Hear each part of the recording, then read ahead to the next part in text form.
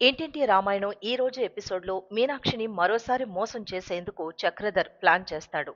ఆమె అమాయకత్వాన్ని ఆసరాగా తీసుకుని జైలు నుంచి బయటకొద్దామని చక్రధర్ అనుకుంటాడు. మరోవైపు పల్లవి నిజంగా ప్రెగ్నెంట్ అయ్యిందా లేక నాటకం ఆడుతోందా అని అవనికొచ్చిన డౌట్ ఇంకా ముదురుతుంది. దాంతో పల్లవిని అందరి ముందు ఇరికిస్తుంది. ఇలా ఈ రోజు ఎపిసోడ్లో పూర్తిగా ఇంకా ఏం జరిగిందో చూద్దాం. పల్లవి చేసే అవమానాలు తట్టుకోలేక చక్రధర్ దగ్గరికెళ్లి మీనాక్షి మొరపెట్టుకున్న సంగతి తెలిసిందే. అయితే చక్రధర్ ఎప్పట్లాగే తన విలనిజం చూపిస్తాడు. నీ కూతురు అవనికి నీ బుద్ధులొచ్చాయి, నా కూతురికి నా బుద్ధులొచ్చాయి. అది తెలుసుకోలేకపోవడం నీ అమాయకత్వం. నిన్ను చూడాలనే కోరిక కాని నీ మాటలు వినాలనే ఆశ కాని నాకు లేవు. ఎందుకొచ్చావు అని చక్రధర్ ఫైర్ అవుతాడు. నిన్ను విడిపించాలని వచ్చాను. నీలాంటి వాణ్ణి నమ్మి మోసపోవడం నాకు చాలా పెద్ద గుణపాఠం. నీ కారణంగా నిందలు మోయడం, అవమానాలు భరించడం నాకు అలవాటైపోయింది. కాబట్టి దానికి నేనేం బాధపడ్డం లేదు. కాని నా పిల్లలు నీ కారణంగా ఎవరికీ సమాధానం చెప్పలేక తలదించుకోవడం నేను భరించలేకపోతున్నాను. అందుకే నువ్వు నా భర్తవని, నా పిల్లలకి తండ్రివి నువ్వేనని అందరి ముందు ఒకే ఒక్క మాట చెప్పు. నీకీ జైలు జీవితం లేకుండా చేస్తాను. ఆ ఒక్క మాటివ్వు. ఏం చేసైనా సరే నువ్వు విడుదలయ్యేలా నేను చేస్తాను అనంటుంది కామాక్షి. ఆ మాటలకు చక్రధర్ మొహం వెలిగిపోతుంది. సరే, ముందు నువ్వు నన్ను విడిపించు. విడుదలయ్యాక నువ్వు చెప్పినట్లు చేస్తాను అనంటాడు. నిన్ను నమ్మడానికి లేదు. నిన్ను విడిపించిన తర్వాత నేను చెప్పమన్న మాట నువ్వు చెప్పకపోతే అని మీనాక్షి అంటుంది. నువ్వు విడిపిస్తానని నువ్వంటున్నావు తప్ప నేనేం అడగలేదు. కాకపోతే ఈ జైలు శిక్ష అనుభవించడం కంటే నువ్వు చెప్పినట్టు చేయడమే మంచిదనిపించింది. జైల్లో ఖైదీగా నరకం అనుభవించడం కంటే నేను నీ భర్తనని ఒప్పుకోవడమే కరెక్ట్. ముందు నువ్వు నన్ను విడిపించు, తర్వాత నేనే నీ భర్తనని చెప్తాను అని చక్రధర్ నమ్మించడానికి ప్రయత్నిస్తాడు. మాట మీద నిలబడతావన్న నమ్మకం నాకు లేదు అంటుంది మీనాక్షి. నువ్వు చెప్పాలనుకున్నది నువ్వు చెప్పావు. నువ్వు చెప్పింది చేస్తానని నేను చెప్పాను. నమ్మడం నమ్మకపోవడం అనేది నీ ఇష్టం. కానీ ఒక్కటి మాత్రం చెప్పాలనుకుంటున్నాను. నేను చెప్పకపోయినా కూడా నేనే నీ భర్తనని, నేనే తన తండ్రినన్న విషయం నువ్వు అవని ఏదో ఒక రోజు అందరికీ చెప్తారు. ఆ విషయం అర్థమైంది మీనాక్షి. అందుకే మీరు చెప్పే ఆ విషయమేదో నా నోటితో నేనే చెప్తాను. ముందు నన్ను విడిపించు అని చక్రధర్ బ్రతిమిలాడతాడు. దాంతో సరే, ఈ మాట మీదే ఉండు అంటూ మీనాక్షి వెళ్ళిపోతుంది. ఇలా వెళ్ళగానే నన్ను విడిపించాక నువ్వు చెప్పేది నువ్వు చెప్పిన మాట కాదు, నేను చూసేది నీ చావు అంటూ నవ్వుతాడు చక్రధర్. మరోవైపు మీనాక్షి కనిపించకపోయేసరికి అవని కంగారు పడుతుంది. అమ్మ ఇంట్లో చాలాసేపటి నుంచి కనిపించట్లేదు. ఎక్కడికెళ్ళుంటుంది? చీకటి పడినా సరే రాలేదేంటి అని భరత్కి కాల్ చేస్తుంది. భరత్, అమ్మేమైనా నీ దగ్గరకొచ్చిందా అని అడిగితే, రాలేదే. నీ దగ్గరకొస్తానని నీకేమైనా చెప్పిందా అని భరత్ అడుగుతాడు. లేదురా, ఏం చెప్పకుండా ఎక్కడికెళ్ళిందో అదే తెలియట్లేదు అనంటుంది. ఇంట్లో పల్లవి, శ్రేయలు అమ్మనేమైనా అన్నారా? వాళ్లతో ఏమైనా గొడవ జరిగిందా? ఎవరింటికో వెళ్ళింది అనుకోవడానికైనా ఈ ఊరిలో మనం తప్ప అమ్మకి ఎవరూ తెలియదు కదక్కా అని భరత్ కంగారు పడతాడు. సర్లేరా, కాసేపు చూద్దాం అనంటుంది. సరే అక్క, ఈలోపు అమ్మ ఏమైనా ఇంటికొస్తే నాకు కాల్ చేయి అని భరత్ కాల్ కట్ చేస్తాడు. ఇంతలో వెంటనే మళ్ళీ భరత్ కాల్ చేస్తాడు. అమ్మ ఇప్పుడే నా దగ్గరకొచ్చింది. అమ్మ జైల్లో చక్రధర్ని కలిసిందట అని జరిగిన విషయం భరత్ చెప్తాడు. దాంతో కాల్ కట్ చేసి అవని నిట్టూరుస్తుంది. ఇంకా ఎన్నిసార్లు ఆయన చేతిలో మోసపోతావమ్మా? నీకో భర్తనో మాకు తండ్రనో చెప్పడానికి నిన్ను విడిపించమని అడగడం లేదు. మనకు తెలిసిన నిజం లోకానికి తెలియకుండా ఉండడం కోసమే నిన్ను చంపేయడానికి జైలు నుంచి బయటికి రావాలనుకుంటున్నాడు. అది నీకు అర్థం కావడం లేదమ్మా అని అవని అనుకుంటుంది. ఉదయం కాగానే పల్లవిని తీసుకొచ్చి యోగా చెయ్యాలంటూ కమల్ చెప్తాడు. రా, నేను చెప్పిన ఆసనాలు వేయ్. మన బిడ్డ హెల్దీగా ఉండాలంటే నువ్వు ఫిట్గా ఉండాలి.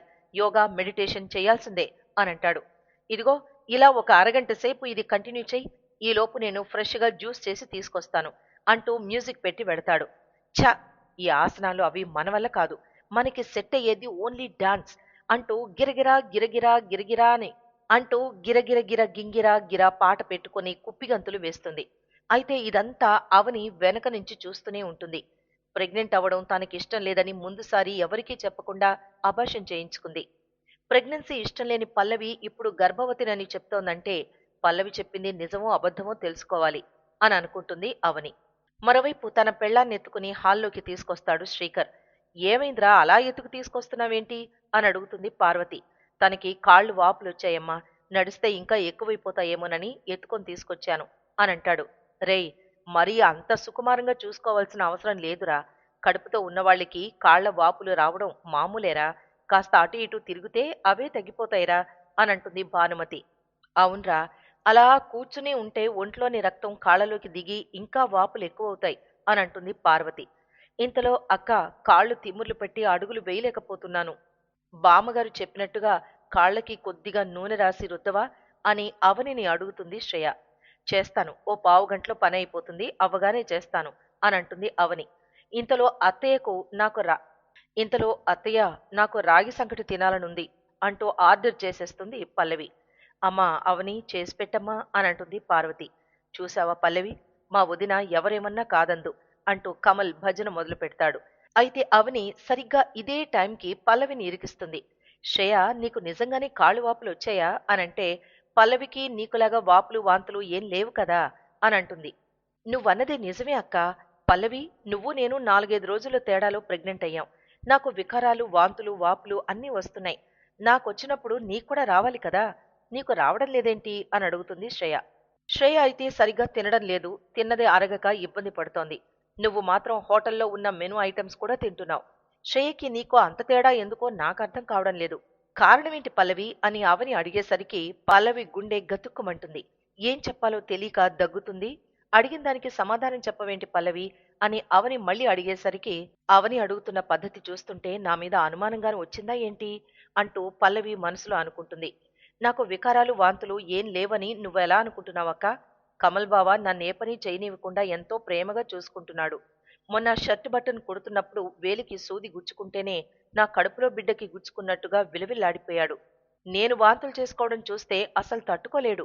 అందుకే వాంతులొచ్చిన ప్రతిసారి వాష్రూమ్కి వెళ్లి వాంతులు చేసుకుంటున్నాను అనంటుంది.